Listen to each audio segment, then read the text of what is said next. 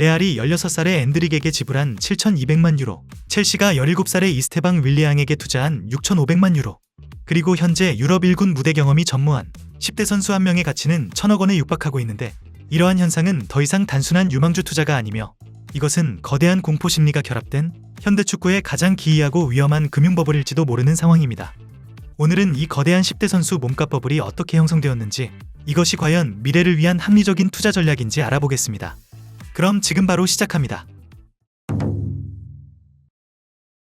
이 비이상적으로 보이는 시장의 광기는 사실 몇 가지 구조적인 요인들이 결합되어 만들어진 필연적인 현상으로, 이 거대한 버블을 만든 핵심적인 원인은 크게 세 가지로 분석할 수 있습니다.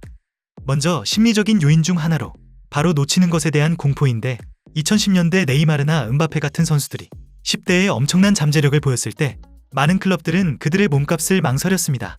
하지만 불과 몇 년 뒤 그들의 가치가 폭등하는 것을 목격한 클럽들은 거대한 트라우마를 갖게 되었고, 만약 저 선수를 놓쳤다가 제2의 은바페가 되면 어떡하지라는 공포 심리는 이제 합리적인 가격 분석을 마비시키고 일단 사놓고 보자는 패닉 바잉을 유도하고 있죠. 그리고 역설적이게도 재정 규제 시스템도 원인 중 하나인데, 프리미어리그의 수익성 및 지속 가능성 규칙과 UEFA와 FFP는 클럽의 지출을 엄격하게 통제합니다. 하지만 이 규제에는 회계장부의 마법이 숨어 있는데, 예를 들어 1억 유로에 검증된 28살의 선수를 4년 계약으로 영입하면 장부상 매년 2,500만 유로의 비용이 발생합니다. 하지만 1억 유로의 유망한 17살의 선수에게 첼시처럼 8년 장기 계약을 안기게 된다면 장부상 비용은 매년 1,250만 유로로 줄어듭니다. 유망주 장기 계약은 당장의 재정 장부를 합법적으로 꾸밀 수 있는 최고의 회계 전략이 되었고, 유망주 영입은 이제 실력 투자가 아니라 재무적 투자가 되어버린 것이죠. 그리고 세 번째 원인은 이러한 도박이 실제로 성공한 선례를 남겼기 때문으로, 레알은 2010년대 후반에 각각 4천만에서 5천만 유로에 달하는 거액을 10대였던 비니시우스와 호드리고에게 투자했습니다. 당시에는 무모한 도박처럼 보였지만 그들은 세계 최고 수준의 윙어로 성장했으며, 이러한 브라질 복권의 연이은 당첨은 시장 전체를 과열시키면서 브라질 클럽들은 이제 10대 유망주에게도 제2의 비니시우스 가격표를 붙이는 배짱을 갖게 되었고, 다른 유럽 클럽들은 그 가격을 울며 겨자먹기로 지불해야 하는 상황에 내몰리게 되었습니다.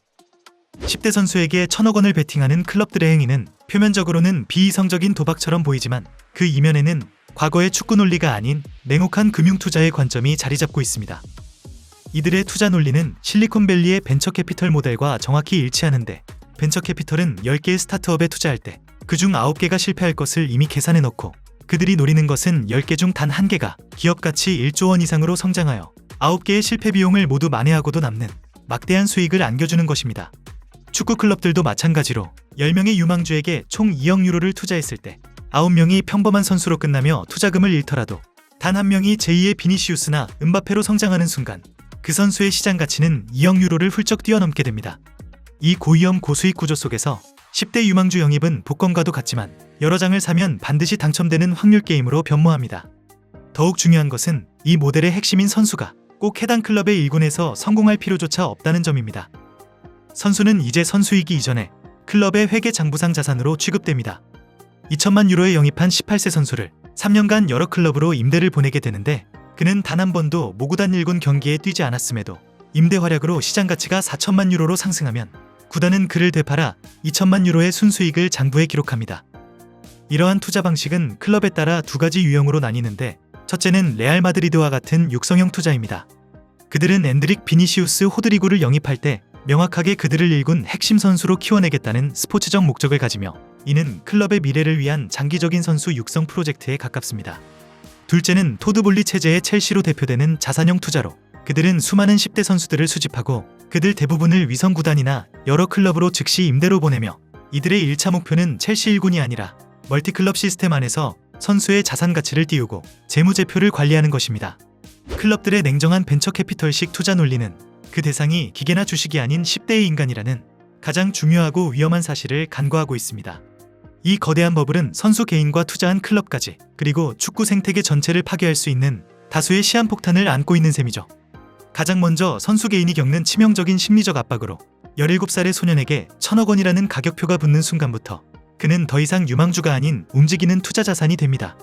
그의 모든 플레이는 1,000억 원의 가치에 부합하는지로 평가받는데, 적응할 시간도 실수할 여유도 주어지지 않으며 우리는 그 비극을 AC 밀란의 하킴 마스투르 사례에서 이미 목격하였죠. 10대 시절 유튜브 영상으로 제2의 메시라 불렸던 그는 감당할 수 없는 기대치와 압박감 속에서 단 한 경기도 제대로 뛰지 못하고 사라져갔습니다.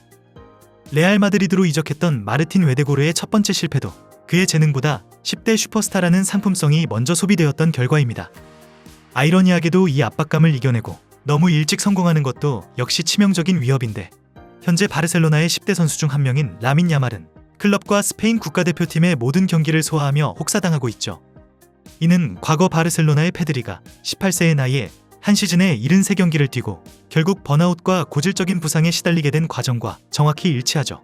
클럽은 1억 원을 투자했기 때문에 그 투자금을 회수하기 위해 하루라도 빨리 선수들을 투입해야만 하지만, 이는 선수의 장기적인 커리어를 갉아먹는 재능의 착취나 다름없습니다.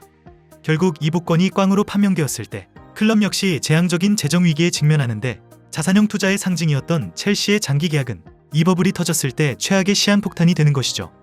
만약 1,000억 원의 8년 계약을 맺은 유망주가 2년 만에 기량 저하로 실패할 경우에 클럽은 이 선수를 팔지도 못하면서 앞으로 6년 동안이나 막대한 주급을 지불해야 하는 악성 재고를 떠안게 됩니다. 그리고 또한 이러한 버블은 축구 시장 생태계 전체를 왜곡하는데, 브라질과 아르헨티나의 클럽들은 더 이상 자국 리그 우승을 위해 선수를 키우는 것이 아니라 오직 유럽에 비싸게 팔기 위한 유소년 농장으로 전락하고 있으며, 중소 클럽들은 10대 선수 영입 경쟁에서 완전히 배제되며 양극화는 심화됩니다. 그렇다면 선수 개인의 커리어와 클럽의 재정을 위협하는 이 거대한 10대 선수 버블은 과연 지속 가능할지, 아니면 2008년 금융위기처럼 한순간에 터져버릴 시한폭탄일까? 이러한 버블의 미래는 현재 규제와 자본이라는 두 개의 거대한 힘겨루기에 달려있는 상황입니다. 첫 번째 변수는 이 광기를 억제하려는 규제의 칼날로, 축구감독기구인 피파와 유에파 역시 이 비정상적인 시장을 그저 방관하고 있지는 않습니다. 첼시가 8년 장기 계약이라는 회계적 꼼수를 사용하자 피파는 2023년부터 선수 계약의 기간을 최대 5년으로 제한하는 소위 첼시룰을 신속하게 도입하며 1차적 제동을 걸었습니다. 현재 축구계 내부에서는 이적료 인플레이션 자체를 막기 위해 10대 선수 이적료 상한선을 도입해야 한다거나, 유망주들의 무분별한 이적을 막기 위해 국제 이적 가능 연령을 18세에서 더 상향 조정해야 한다는 등 더 강력한 규제에 대한 논의가 계속되고 있습니다. 만약 이러한 규제가 본격적으로 작동한다면 10대 선수 시장의 버블은 강제로 터질 수도 있으나, 이 버블이 결코 끝까지 터지지 않고 오히려 새로운 표준이 될 것이라는 반론도 만만치 않습니다. 그러한 근거로는 이 시장에 유입되는 새로운 자본인데, 미국계 사모펀드와 중동의 국가자본에게 축구클럽은 더 이상 스포츠팀이 아닌 금융상품이자 자산입니다. 축구리그의 전 세계적인 중계권료와 상업적 가치가 계속해서 상승하는 한 그 핵심 자산인 미래의 슈퍼스타의 가치 역시나 하락하지 않을 것이라는 믿음이 굳건합니다. 그리고 현재 이 버블을 예측 불가능하게 만드는 최악의 변수가 하나 등장했는데, 바로 사우디아라비아 리그로 그들이 호날두와 네이마르 그리고 벤제마 같은 30대 노장 선수들을 영입했을 때 유럽 축구계는 이를 은퇴 리그의 탄생이라며 비교적 여유롭게 지켜봤습니다. 하지만 시간이 흐르면서 그들의 전략은 완전히 바뀌었는데, 그들은 이제 유럽의 빅클럽들과 동일하게 유럽 최고의 10대 유망주 영입 경쟁에 천문학적인 자금으로 직접 참전하기 시작했습니다. 이는 유럽 클럽들에게 제2의 경쟁 시장이 생긴 것을 의미하며, 유망주의 몸값은 이제 상상할 수 없는 수준으로 치솟고 있는 상황입니다.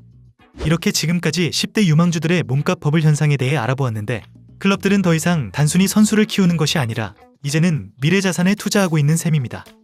그리고 그 과정에서 10대 선수들은 자신의 재능을 꽃 피우기도 전에 1,000억 원이라는 가격표의 무게와 악성 재고가 될지 모른다는 위험을 짊어지고 있습니다. 여러분들은 10대 선수들의 몸값에 대해 어떻게 생각하시나요? 댓글로 많은 의견 남겨주시면 감사하겠습니다. 그럼 이번 영상은 여기서 마치며 지금까지 에띵이었습니다.